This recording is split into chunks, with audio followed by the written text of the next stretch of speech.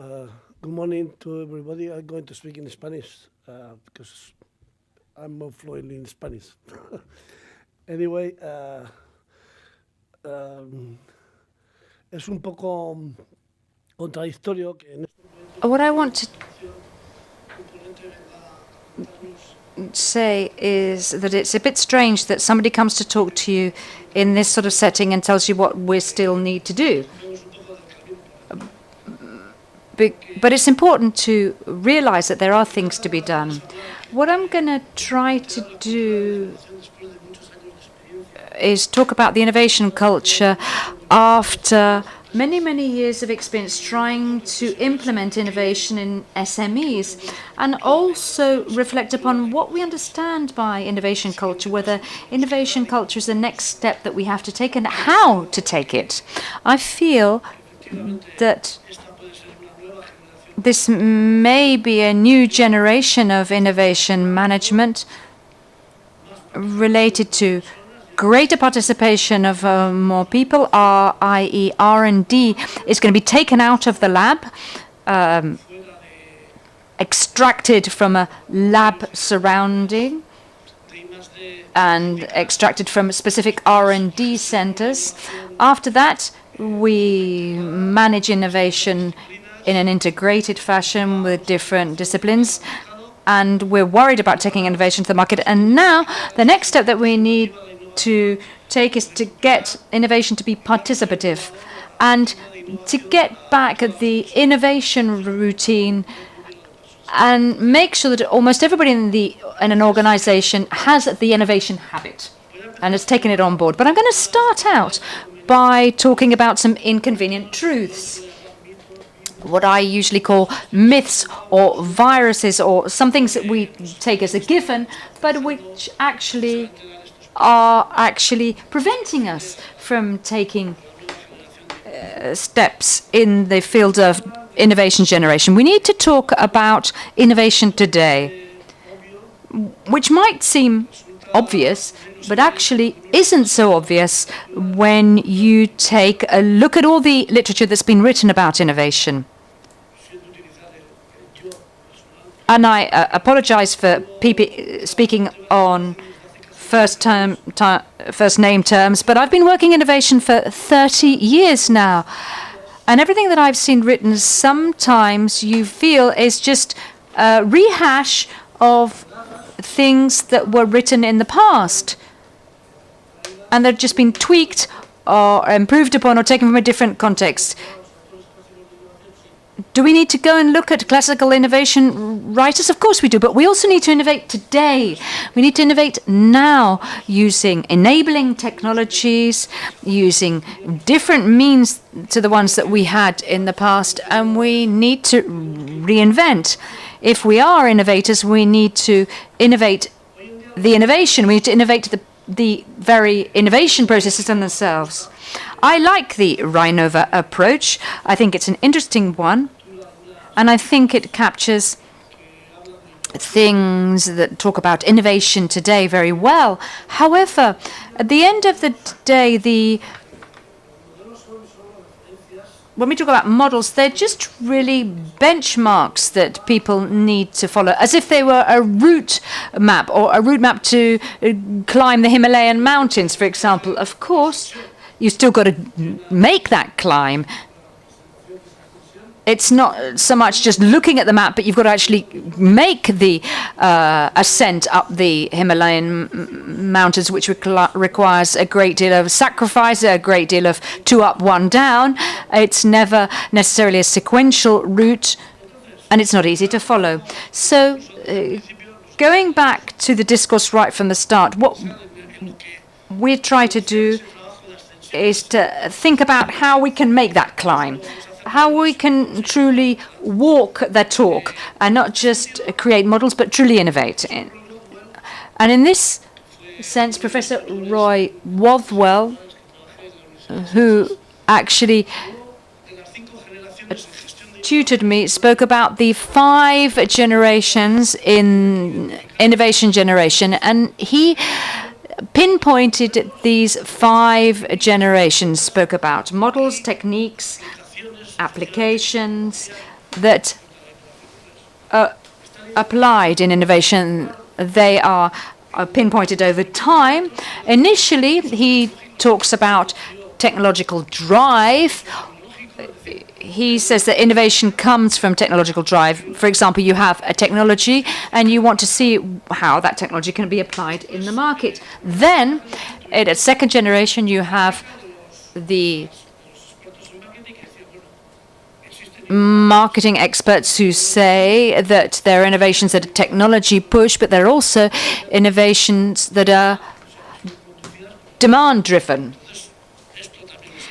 And that's innovation as well. The third, of course, was the sum of the two previous ones. The fourth is more concerned about integrating knowledge, not just of marketing and technology, but more disciplines in an integrated model. And also, we started talking about time to market and rapid or swift processes. And the fifth generation, when Professor Rothwell died, he had a fifth generation which spoke about networking and open innovation, i.e. innovation that isn't just built out of your resources, but innovation that takes resources in other places and that then you integrate into your process. Let's talk now, therefore, about innovation. Discourse is already made when we talk about innovation. What we're trying to say is that if today we write innovation in Google, you'll see that there are millions of hits. And you'll realize that it's a term that if you look in Google Trends, it's a term it comes up time and time again, but it's a discourse that's very repetitive. Here, I wanted to tell you about the anecdote of a student who, at a business school, set up a bingo, a word bingo, and this guy gave out cards with words on them, and his students, and when the lecturer would come in and give a talk, he'd start saying, well, during the financial crisis, and if you had crisis on your card, you just crossed it out, like on a bingo card. And he'd say, the reply to crisis is innovation. Innovation helps you reply to competitive needs. And the students, once they'd got a straight line on their bingo card, would start saying, bingo, bingo, and you'd get a prize if you got it right. What does this anecdote show? It shows that 20% of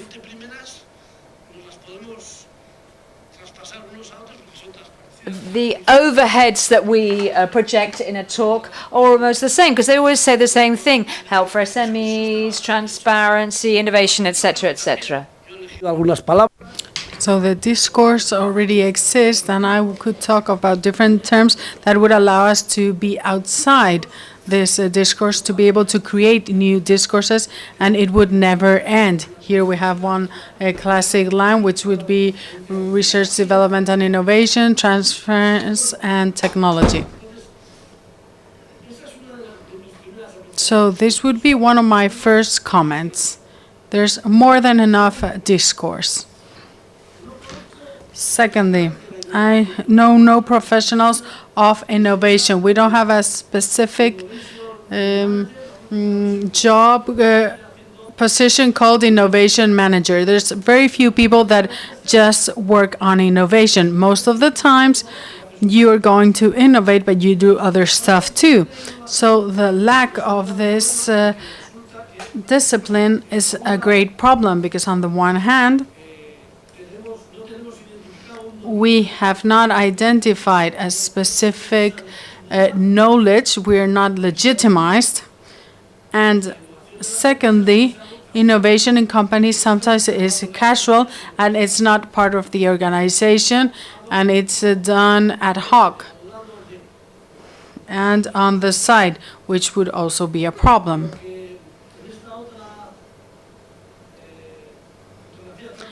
In this other slide, I want to show the lack of discipline, because innovation is made up by many others.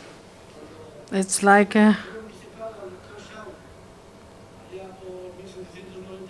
the duck-billed platypus, when it was brought to the doctors in science, he thought it was made up by different animals, that it was different parts of different animals, because it has the beak of the duck, it's a mammal, it's a monster of nature, let's say. But it's the same thing in the case of innovation. It has a bit of human resources, strategy, marketing, financial issues. So it's a monster that is not adopted. And therefore, many authors have fought for many years for innovation to be a skill and a discipline in itself. But this is going to be difficult because, as we will be seeing later on, and well, I'll show it to you now.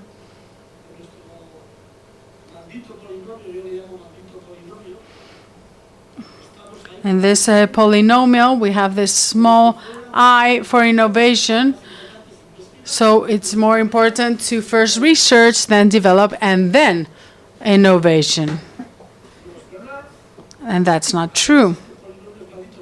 And this is, I call it a damn polynomial, because things do not happen in this manner. This is not the order, the natural order of things. It's just a representation, and we've kept this representation, and we even mix up the three considerably.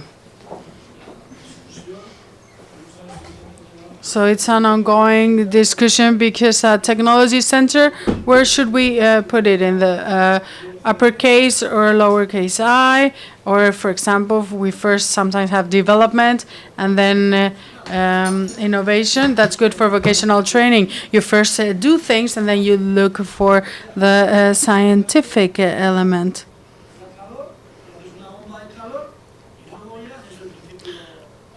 Or you develop a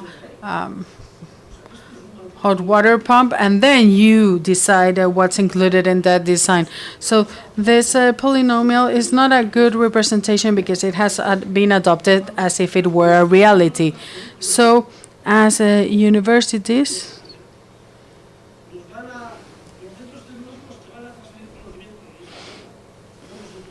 and the next thing is we need to transfer knowledge. So how do we do that? As something physical? There you go.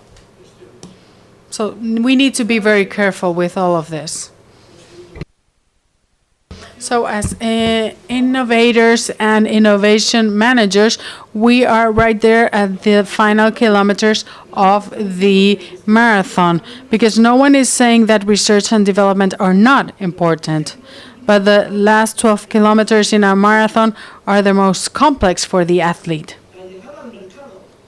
To get to the market, something that Horizon 2020 is talking about so much. After the 7th framework program, in the 8th, we're talking about how important it is to get to the market. And doing so is a complex skill that needs to integrate different types of knowledge. Here we have some of these ideas.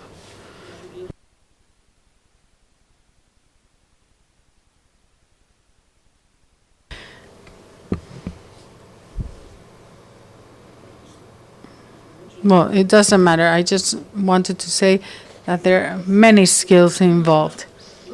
And in innovation, the problem is not to innovate or not to innovate.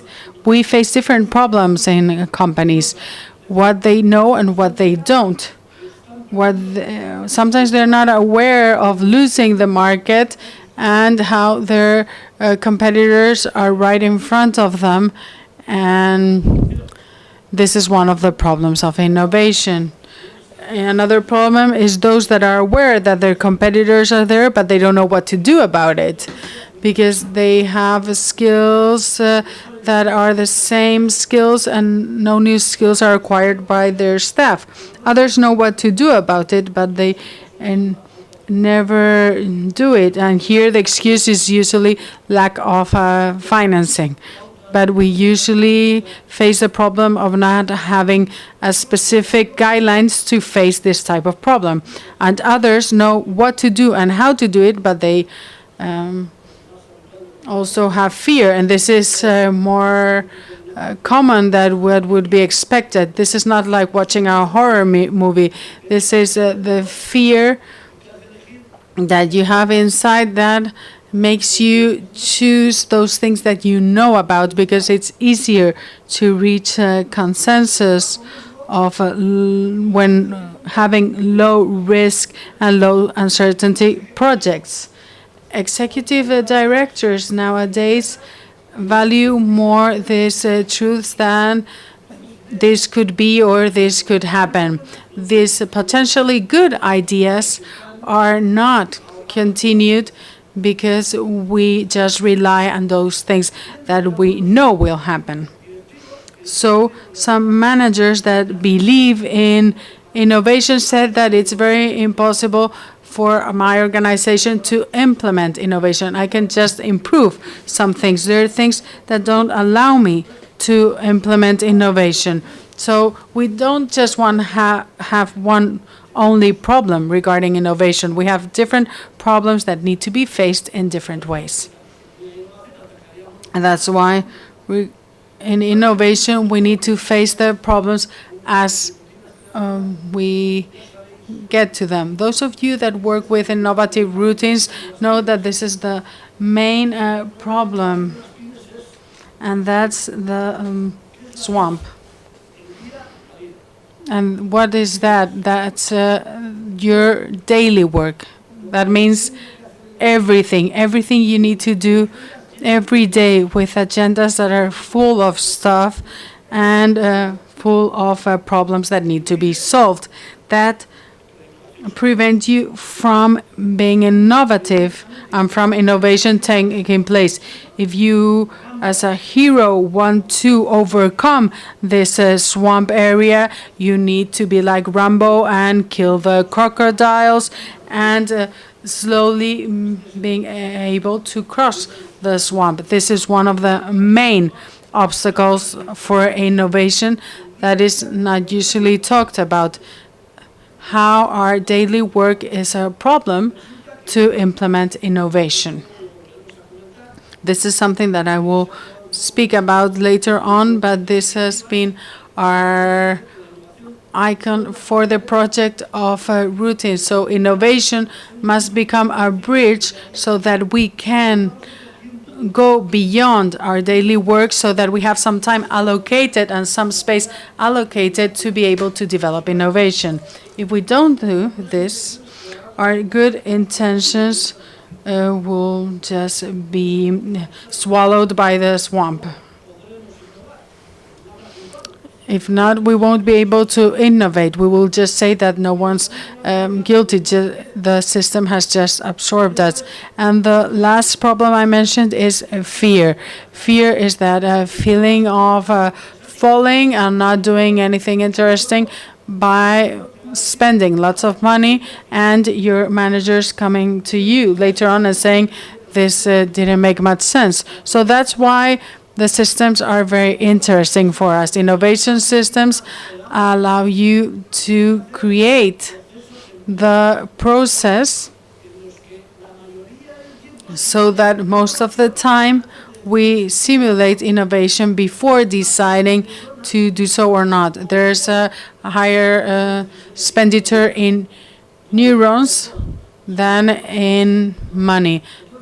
So we will decide later on if we do something or not. So with these bridges, we go beyond the abyss because we know we can come back. And of course, you can always end up falling. And of course, you do feel some fear, but the situation is different.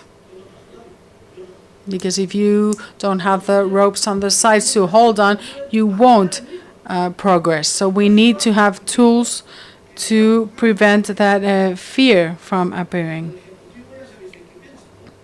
Because the managers are thinking about the return on investment, money, And when you say, we could do something about this, but they don't really like these ideas when you present it to them. So what do we focus on? We've mostly focused on methods. Are they interesting? Yes. Are they important? Yes. Should we do something more? Yes. And we should now focus on the organization and the culture of innovation in that organization. We need to transform our organizations because we are facing new times. The management tools that we have and use were all born a century ago, and we now have possibilities to manage that are completely different from those. Therefore, we not only need to innovate, but organizations have been designed as organizational model that doesn't foster innovation nor the exchange of knowledge. It's an organization model that is going to perish. And what is an innovation culture? Like Pink Floyd says, we can talk about it and say what it is, but how do we implement it? You have your cultural models that I think are very adequate, but how an attitude for change, for example, or a significant curiosity on different elements from the cognitive point of view. I write this down, of course. I have motivation and collaboration and a positive attitude. I say yes to everything.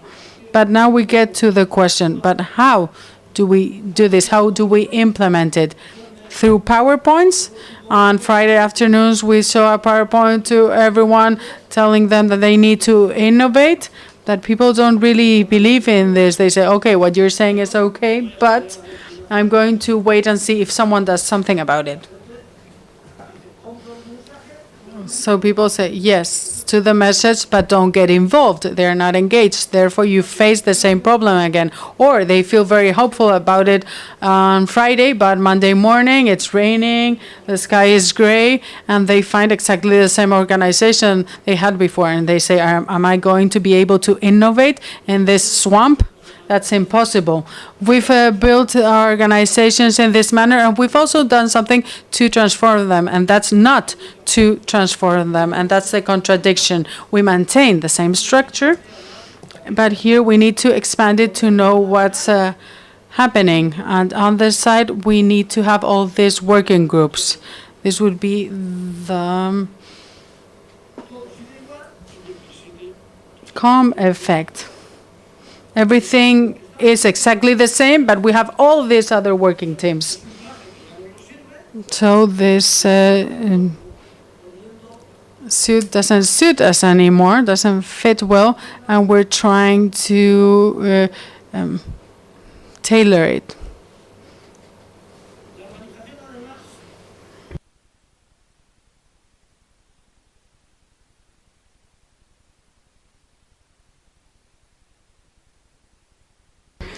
The organization and the leaders think that they can do something to drive the organization, but they are like those leading these elephants. They have these beliefs from the past and all these emotions that they are not able to control and that they will never be able to control. No one is going to be able to control all this. So leading these elephants means not having any obstacles, because if not, the elephant won't go forwards. The organization won't be able to progress if there's nothing to achieve, and you can be leading the elephant, but the elephant needs to have a clear path where there are no obstacles. If they see something that they don't like, they see all these bushes moving, they might believe there's a tiger behind these bushes, and it might not be so, but they will be afraid and they won't continue the path. And this is like the west in the U.S. They didn't know what was behind the Rocky Mountains. They were told that there was fertile land, so they said, let's go there and try and find a way of getting there to see what's behind. They thought that the sea was closer to the mountains, but then California was quite big. But how did they get all these people to go there? What was the key? And that's that they told them things such as, imagine this river with this wonderful green valley, and you're going to be able to build your home there. Come and join us. Maybe the valley wasn't so green nor the river was so close to it, but you need to motivate people somehow. And the way in which we believe we can work is through innovative routines, because innovation should come from a daily work. An organization should have an innovation routine that is visible and is implemented in the company. That's what our Nelson and Mental say are high-level routines.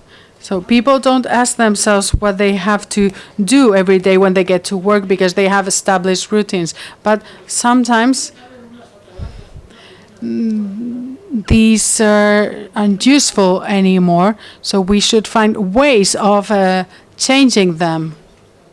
Let's study the established routines and find which ones should be changed or improved. This means that we need to have someone organizing all of this, and we will be able to see that many of the routines are useless. They can be avoided or integrated into other routines. But what's the problem? That behind each of these routines there is a boss and a person. So the important thing might not be that routine, but that person that doesn't want to lose their power space. The routine model is an evolution model, and we are trying, together with Samuel and 34 vocational training centers, to implement these routines. And it's the same as if we were cowboys that are trying to get to the west of the U.S. We have no idea what we're going to find, but it's an evolution project. We're implementing the innovation routines in the centers. I don't know if you've heard of La Sagrada Familia in Barcelona. If you've been there, you know that it doesn't have to be finished for there to be a wonderful spiritual environment, and it is unfinished. What did the genius Gaudí do? Well, this is an evolution model. He talked or decided what the guidelines needed to be. He was in awe with nature, and he took the geometries of nature, or the non-geometries of nature, the different shapes, and he took these shapes from nature and used these shapes for his first designs and first buildings. The architects that come behind him, because he's no more with us, continues to follow the same guidelines. So the evolution model and routines are not just the behavior guidelines, but models that develop and evolve. This can be applied in different ways. Each center can have their own innovation model, and they can be very different. The ingredients included for the pillars of these routines are the communities. Why? Because we want to recover one of the most important values to be appealing to people, and that's Those are the classical routines that are part of the model, but we want to for people to collaborate, because this is a spirit that we're not using, because the organization of society is not allowing us to use the skill of collaboration. It does exist, and we need to recover it. And to collaborate, we need to find reciprocity, and we need to try and find the involvement of other people. So innovating not only with a group of people, but with a whole organization is something that would allow us to improve. These are some of the other ingredients that we are